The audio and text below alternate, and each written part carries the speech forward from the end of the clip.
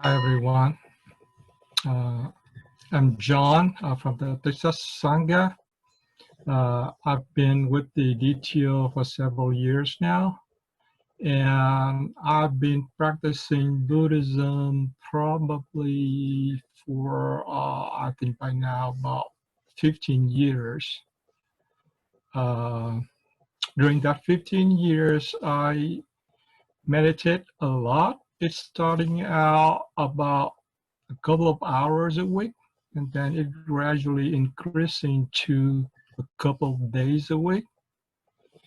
And in the last 5 years, I have consistently doing 1 hour meditation every day.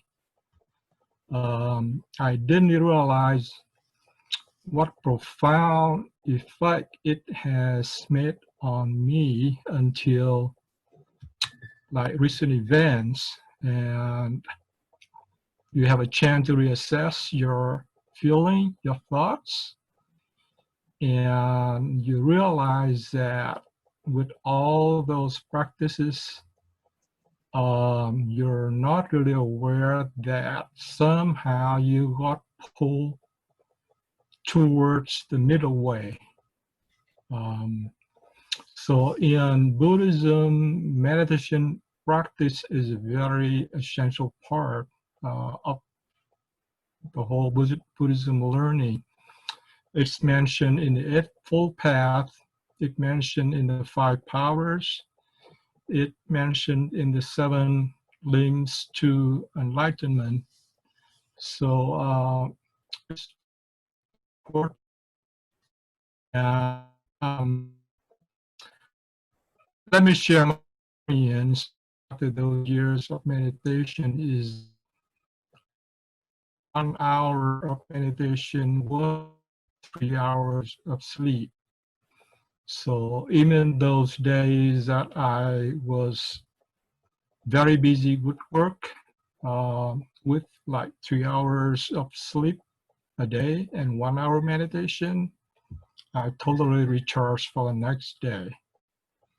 Another side benefits of that is that because your mind is very calm, when you sleep, you really have a deep sleep, and that recovers you a lot. So my 3 hour of sleep is more equivalent like a 5 hour of normal sleep. I think partially of my inheritance background. I was from an Asian background where uh, your life is more on the spiritual side because there's not much material that you can play with in those days in Asia. So moving here to the state is where the focus is more on material size, and somehow that balance out. Um, uh, so that kind of pulled me into the middle path. Um, Another thing is in the first like 20 years of my life, I'm totally into science. I thought that science was the one that can explain everything. But then one day during meditation, it's like there's a flash of wisdom. The flash is like you were in the dark room, and that flash allows you to see things. And I realized that even with meditation, it pulls you, you'll be able to see the flaws itself in science. The base foundation is actually based on experience, not anything that's proven. So the last thing that I know is that in the past 20 years, I've taken the personality test, and two of the personality was like way out scale. And recently, when my daughter took my psychology class, she asked me to take that test again. So I already know my scores on those, but I go ahead and take it anyway. But then I was surprised that everything pulls down to pretty much the middle.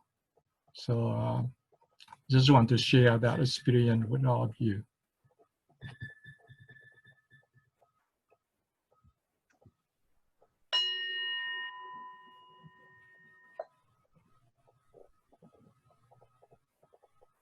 Any questions for our brother John?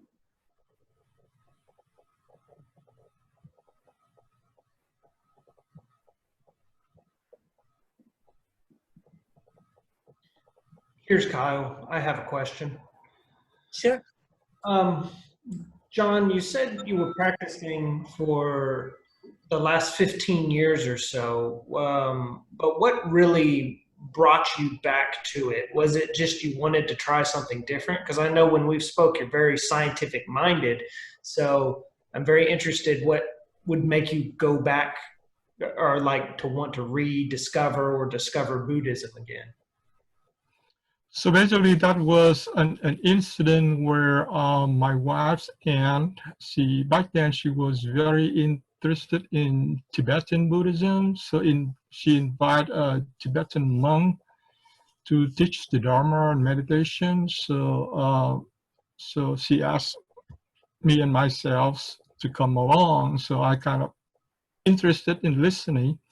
So after a few sessions of listening, I see that the foundation of Buddhism is very scientific. So that triggers me to do research more on all the scriptures and all the teachings. And I start, practicing meditation back then.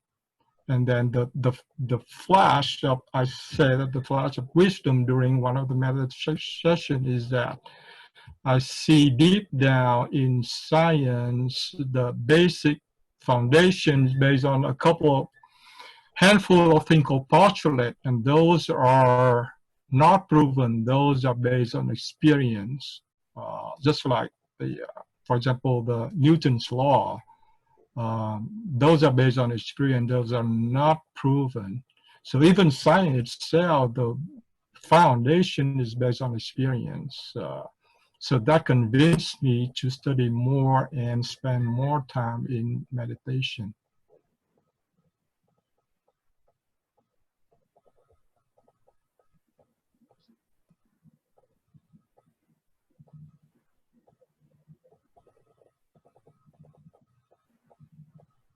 This is Dave.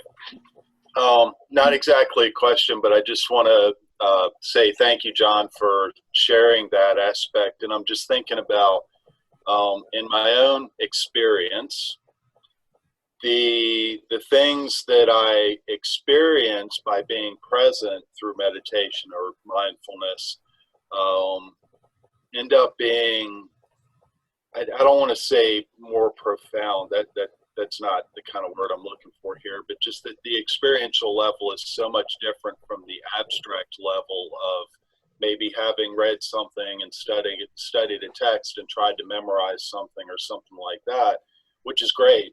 I'm not saying that's not a good thing to do, because it can be, but it has to go beyond just that conceptual level and go more to that experiential level. So I really appreciate you sharing that, especially that last point that you made, because I tend to be very scientifically minded as well.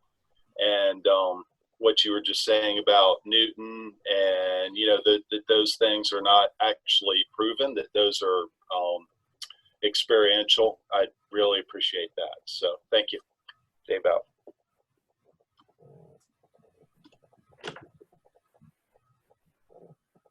Excuse me, John. This is Jeff. Thank you for sharing.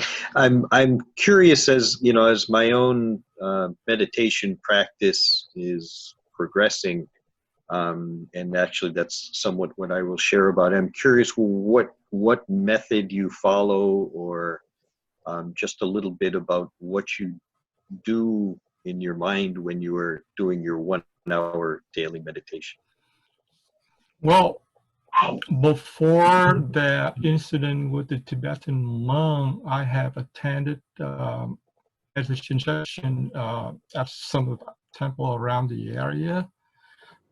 In America, mostly we're teaching about Vipassana, the insight meditation. I tried that, and that somehow doesn't seem to work out for me. Studying with the Tibetan monk, because most Tibetans are doing Samantha meditation, which is the absorbed concentration, and that somehow tuned with me more. So when you practice Samantha meditation, basically you focus on an object like a statue or something. So what I did is I focused on the lotus petal underneath the where the Avalokiteshvara is sitting on that lotus petal. So I focus on that. It's kind of a green jade light.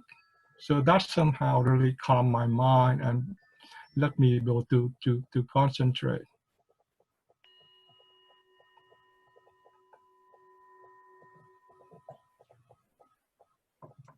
Thank you, John.